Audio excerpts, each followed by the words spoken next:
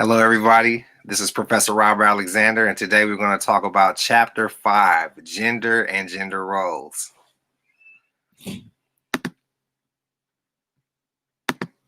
Now, gender and gender roles. When we talk about studying gender and gender roles, when we talk about the word sex, to whether one is biologically female or male based on genetic and anatomical sex, genetic sex often refers to one's chromosomal and hormonal sex characteristics, things that what they're born with, such as whether one chromosomes are XY for the male or XX or something else, and whether estrogen or testosterone dominates the hormonal system.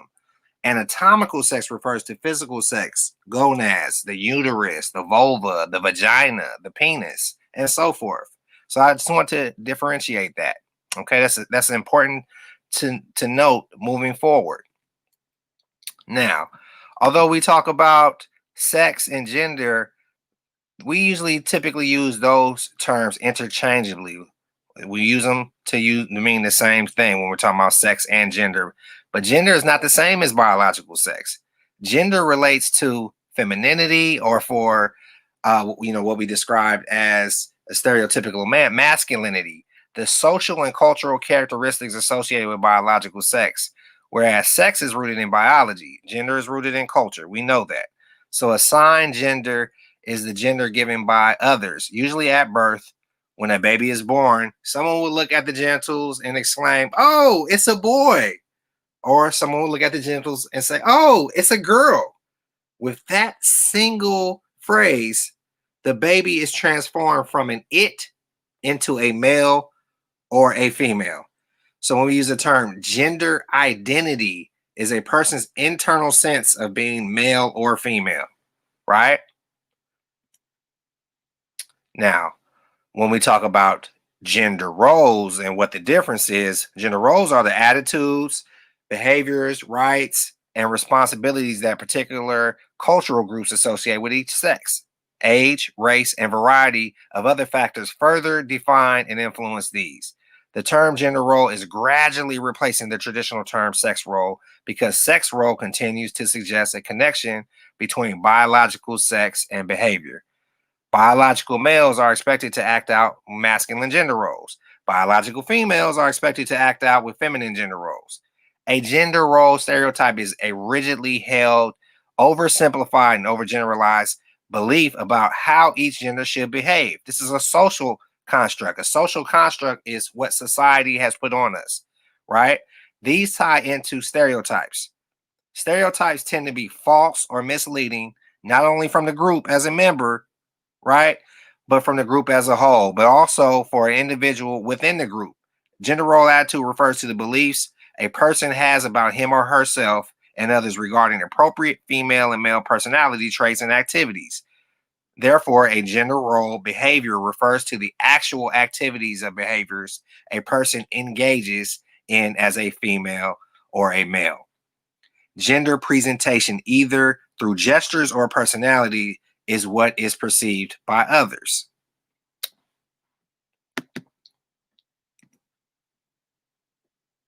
So we develop our gender through interaction. When we talk about sex and gender identity, it happens through interaction of its biological, cultural, and psychosocial components, right?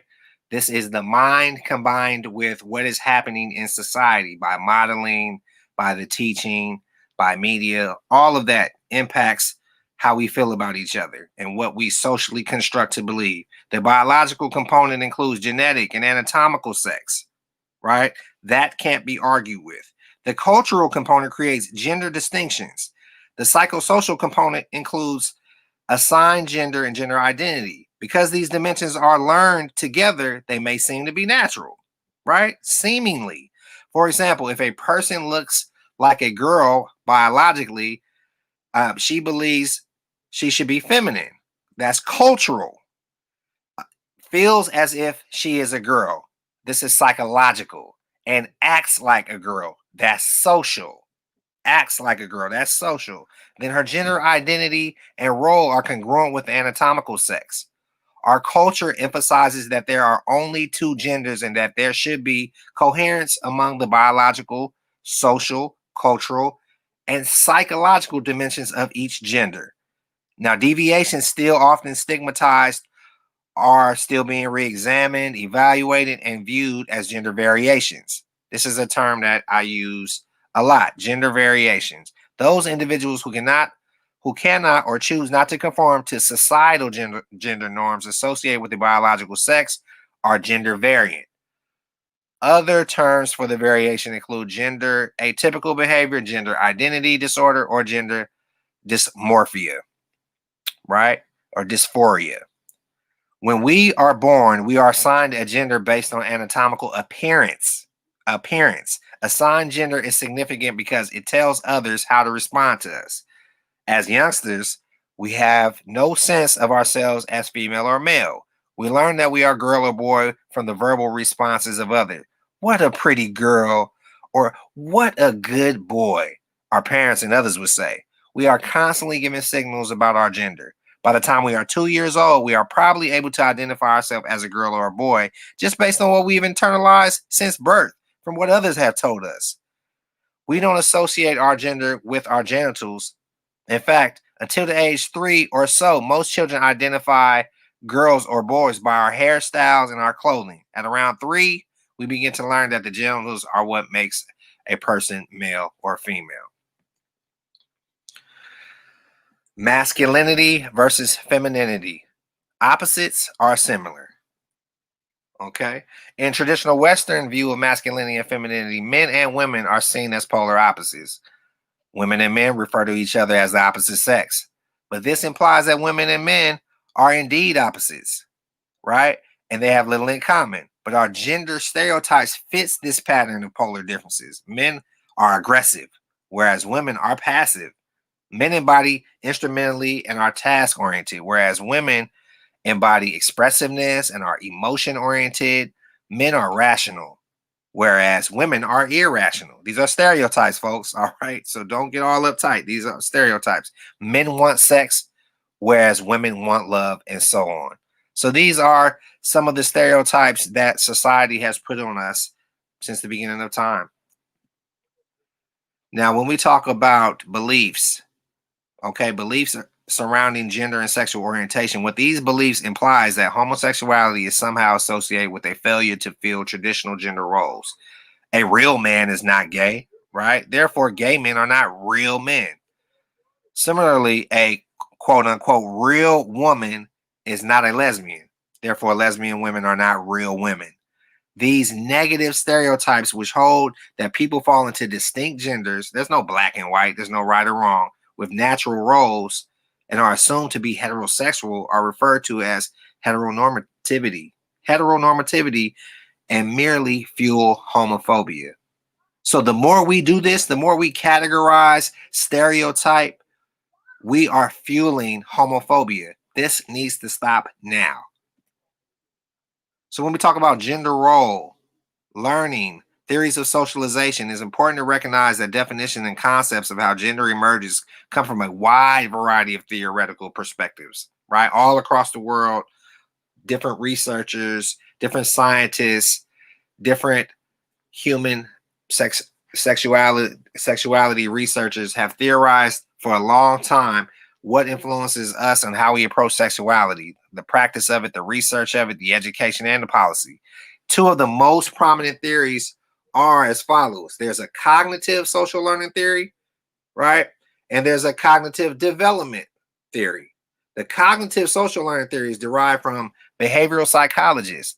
In explaining our actions, behaviorists emphasize observable events and their consequences rather than internal feelings and their drives behind it. According to behaviorists, we learn attitudes and behaviors as a result of social interactions with others. Hence the term social learning. The cornerstone of cognitive social learning theory is the belief that consequences control behavior that are regularly followed by a reward are likely to occur again. Behaviors that are regularly followed by a punishment are less likely to recur, right? So girls are rewarded for playing with dolls. Oh, what a nice mommy she would be. Where boys are not. What a sissy. He's soft. He's a punk for playing with dolls. Social constructs. Horrible stereotypes. We need to do away with them. This behaviorist approach has been modified to include cognition, mental processes that intervene between stimulus and response, such as evaluation and reflection. The cognitive processes involved in social learning include our ability to use language, anticipate these consequences, and make observation. Right? By using language, parents can tell that their daughter that they like it when she does well in school and that they don't like it when she hits someone. A person's ability to anticipate consequences affects behavior. A boy doesn't need to wear lace stockings in public to know that such dressing will lead to negative consequences. Now, lastly, children observe what others do. We know that. Children are always paying attention. A girl may learn that she shouldn't play video games by seeing that that the players that the players in the video arcades are most likely boys. We also learn gender roles by imitation through a process called modeling. Most of us are not even aware of the many subtle behaviors that make up gender roles, the ways in which men and women use different mannerisms and gestures, speak differently, use different body language, and so on. Initially, the most powerful models that children have are their parents. As children grow older and the social world expands, so does the number of people who may act as their role models, their siblings, friends, teachers, athletes on TV, media figures, in the movies, or TV shows. Children sift through the various demands and expectations associated with the different models to create their own unique self. Now, when we talk about a social construction theory, right? These are gender role learning theories of socialization. But the social construction theory views gender as a set of practices and performances that occur through language and a political system, right? So the perspective acknowledges the relationship that exists among meaning, power, and gender, and suggests that the language mediates and deploys how each will be expressed. Inspired by the feminist and queer theories, which identify gender and sexuality as systems that cannot be understood as gender neutral or by the actions of heterosexual males and females, social constructionists suggest that gender meanings are only one vehicle through which sexuality is constituted. Okay. Now, feminist researchers and scholars they report that the meanings and realities associated with sexuality are socially constructed to serve political systems that perpetuate a white, heterosexual, middle to upper class male privilege, right? It promotes white supremacy, essentially, male hierarchical thinking, right? So, thus, a social constructionist approach to gender would inquire about ways in which males and females make meaning out of these experiences with their bodies and their relationships and their sexual choices. Okay, it gets deep, y'all. It gets deep. Now, when we're talking about gender role learning in childhood and adolescence, children are socialized in gender roles through several very subtle processes. One of them, which is called manipulation. Everybody has done this, whether you're a parent or whether you're a child or a sibling, where parents manipulate their children from infancy all the way onward. They treat a daughter gently. They tell her that she is pretty and they advise her that nice girls do not fight. They treat his son rough. They wrestle, get him to play with trucks. They tell him that he is strong and advise him that big boys don't cry. Eventually, most children incorporate their parents' views in such matters as the integral parts of their personalities. Now, another aspect is what we call channeling. Children are channeled by directing their attention to specific objects. Toys, for example, are differentiated by sex. Dolls are considered appropriate for girls, and cars and trucks for boys, right? Since the beginning of time, when I was a young boy, my mom tried to get me to play with the Hot Wheel racing track, and I had train sets that kept me away from dolls and anything that resembled Barbie. Okay. Thirdly is verbal appellation. Verbal appellation. This is where parents use different words with boys and girls to describe the same behavior. A boy who pushes others may be described as active, whereas a girl who does the same is usually called aggressive, right? So, lastly, we have active exposure. The activity exposure of girls and boys differ markedly, right? It varies. Although both are usually exposed to a variety of activities early in life, boys are discouraged from imitating their mothers, whereas girls are encouraged to be mother's little helper, right? So this is language. Teachers are socializing agent. Parents are our first socializing agent. Peers are socializing agent. And the media, TV, social media, movies, so on and so forth. These are all socializing agents that we need to pay attention to. And when we have the opportunity to correct a wrong or dismantle some of this stereotypical or social construct type behavior, let's do so moving forward. Now, when we talk about the gender schemas, exaggerating the differences, actual differences between females and males are minimal or non-existent, except in the levels of aggressiveness and visual spatial skills, yet cultural exaggerates these differences or creates differences where none otherwise exists. One way that culture does this is by creating what we call a schema. Okay? A schema is a set of interrelated ideas that helps us process information by categorizing it in a variety of ways. We often categorize people by age, ethnicity, nationality, physical characteristic, and so on. Gender is one such way of categorizing. Psychologist Sandra Beam observes that although gender is not inherent in inanimate objects, right? That's something that's not living. We treat many objects and behaviors as if they were masculine or feminine, right?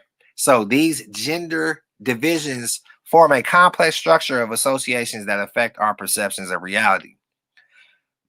Psychologist Sandra Beam, she refers to this as cognitive organization of the world according to gender as a gender schema. We use gender schemas in many dimensions of life, including activities, nurturing, fighting, emotions, compassion, anger, behavior, playing with dolls or action figures, clothing, dresses or pants, and even colors, pink or blue. Now, considering some appropriate for one gender and some appropriate for the other. This is whack. We got to undo this. Now, when we talk about the traditional gender roles and scripts, central personality traits associated with the traditional male role, no matter the race or ethnicity, are instrumental or involve practical or task oriented traits that may include aggressiveness, emotional toughness, independence, feelings of superiority, and decisiveness. Males are generally regarded as being more power oriented than females, as they exhibit higher levels of aggression, especially violent aggression, dominance, and competitiveness. Although these tough, aggressive traits may be useful in the corporate world, politics, and military, or in hunting saber-toothed tigers, they are rarely helpful to a man in his intimate relationships, which require understanding, cooperation, communication, and nurturing. So, again, I'm going to say this again.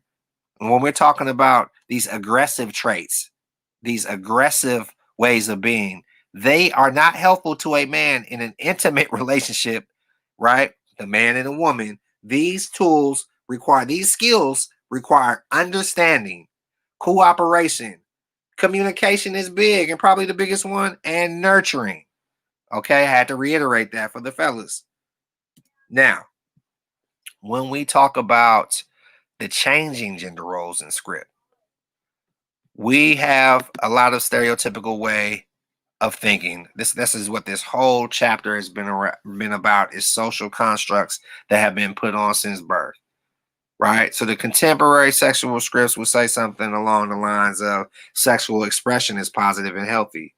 How we express ourselves, how we communicate what we want, how we communicate and internalize what we like. Sexual activities involve exchange of erotic pleasure. Sexuality is equally involving, and both partners are equally responsible, right? Sexual activities may be initiated by either partner, not just the male, right? So we talk about these are contemporary sexual scripts. Both partners have the freedom to experience orgasm. Shouldn't be one-sided with just the male getting the orgasm all the time. Sex is acceptable within a relationship context. Okay? As opposed to our previous ones where we said men should not have feelings, right? The man is in charge. The man wants sex and is always ready for it, where the woman wants love. All physical contact should lead to sex. These are old ways, Stone Age ways of thinking. let's tap into our contemporary ways of thinking about sex. Androgyny. The term androgyny is derived from the Greek andros, man, and gene, woman. Okay, so androgynous, they have that dual thing going on. They got the man and the woman thing going on. And I'm just going to read. Androgynous person combines both the instrumental traits traditionally associated with masculinity and the expressive traits traditionally associated with femininity. An androgynous lifestyle allows men and women to choose from the full range of emotions and behaviors according to their temperament, situation, and common humanity rather than their gender. Flexibility and adaptability are important aspects of androgyny. Individuals who are rigidly instrumental or expressive despite the situation are not considered androgynous. A woman who is always aggressive at work and passive at home, for example, would not be considered androgynous, as work may call for compassion and home life may call for assertion, right? We have to make that distinction. Now, I talked about the gender continuum in the very first lecture on gender and sexual expression. Gender continuum, again, this is a review. This is just an extension of the previously understood gender spectrum, what used to be called the gender spectrum. We now call it the gender continuum, right? This is coined by Alfred Kinsey, where they say the gender spectrum places the traditional definitions of male and female on two ends of a line, and that we determine that there is a range of variations. We say that no one is just heterosexual or masculine. No one is just feminine or homosexual.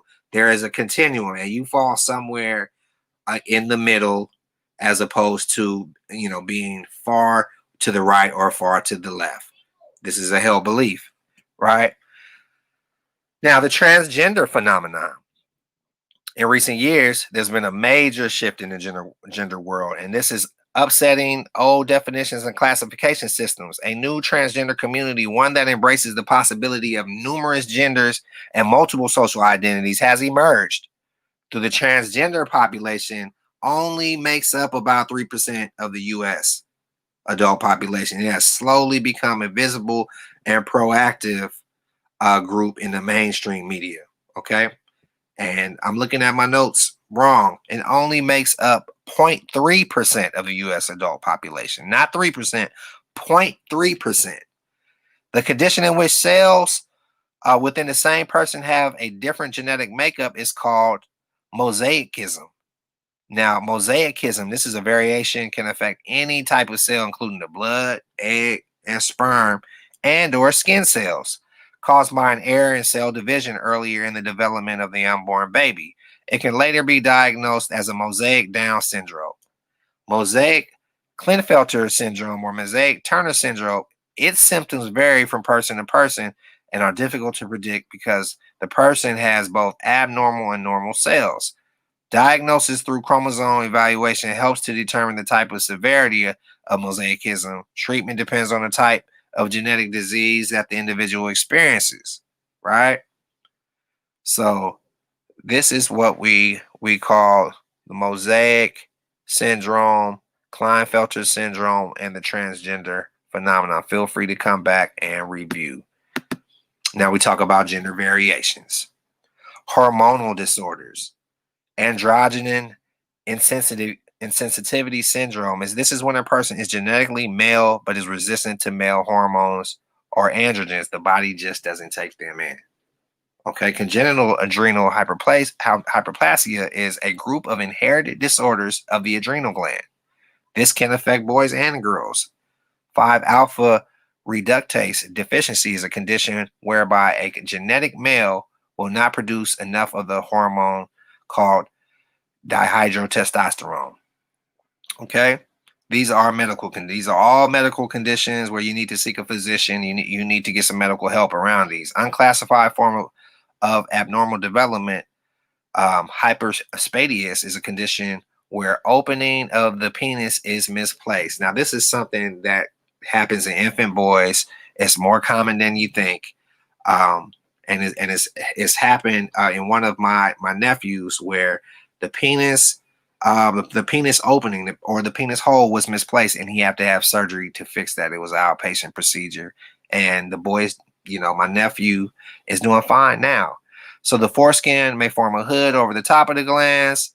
Another case in which this would happen, a twist in the shaft or a slit in the underside of the glands may cause this problem, right? Now, when we talk about gender variations or gender identity disorder, strong and persistent cross-gender identification, persistent discomfort about one's assigned sex, like you're going through it. Your body is doing one thing, but your mind is telling you you should do another thing, or you love and belong to another community.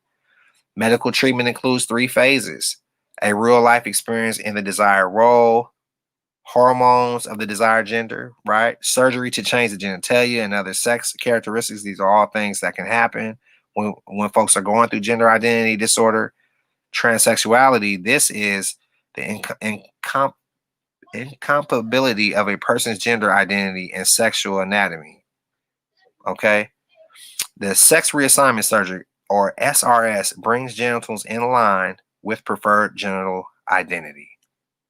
SRS. Other terms, common to terms with differences. Most societies face difficulties with differences because of these differences. They are complex. We haven't had enough research. We haven't interviewed enough people. We haven't had enough discussions around this. And they also challenge the traditional or religious notions of being normal. That's that normal or abnormal, moral or immoral, right or wrong, black and white, right? Overcoming these differences, self-acceptance, removing fear, education, advocacy, and open communication. This is what I hope that this class, Human Sexuality, is going to bring about. Education. We need to advocate for the marginalized, the less fortunate, right? Folks that are going through gender variation, they have been ridiculed. They have been let down by our society. And in a lot of cases, they've been bullied and they've been hushed. They have been silenced.